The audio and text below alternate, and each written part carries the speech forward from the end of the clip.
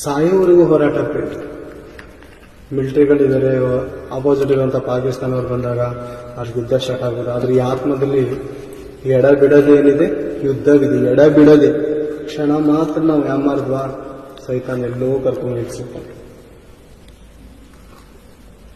ಎಷ್ಟು ಸ್ವಾಮಿನ ಕರ್ಕೊಂಡು ನಿಲ್ಸಿದಾರೆ ಗೊತ್ತಾ ನಿಮಗೆ? ಮತ್ತಾನೆ ಬರೆದ ಸುವಾರ್ತೆ 4ನೇ ಅಧ್ಯಾಯದಲ್ಲಿ ಓದಿದ್ರ, ಕರ್ಕೋಗಿ ಎಲ್ಲಿ ಶಿಖರದ ಮೇಲೆ ನಿಲ್ಲಿಸ್ತಾನೆ. ಯಾರು ಕರ್ಕೋಗಿದೆ? ಅದು ಸೈತಾನನು. ಆತನು ಬಲಹೀನನಿರುವಂಥ ಸಮಯದಲ್ಲಿ ಬಂದು ಅಟ್ಯಾಕ್ ಮಾಡಿದ್ರು. ಅದೇ ರೀತಿ ನಾವು ಆತ್ಮಿಕ ಜೀವಿತದ ಬಲಹೀನರಾದರೆ ನಮ್ಮನ್ನು ಅಟ್ಯಾಕ್ ಮಾಡಿ ಕರ್ಕೋಬಾರ್ದು ಹೋಗ್ತಾ ಕರ್ಕೋಗಿ ನಮ್ಮನ್ನು ನಿಲ್ಲಿಸ್ತಾನೆ. ಈ ಕಣ್ಣು ಮೂಲಕ ಪಾಪ ಪ್ರೇರಿ, ಕಣ್ಣು ಇಂಥ ಕ್ಯಾಮ್ರಾ ವಿಡಿಯೋ ಮಾಡುತ್ತೆ ಗೊತ್ತಾ? ಈ ಕಣ್ಣು ನೋಡದೆ ಹೃದಯದಲ್ಲಿ ಸ್ಟೋರೇಜ್ ಆಗಿಬಿಡುತ್ತೆ.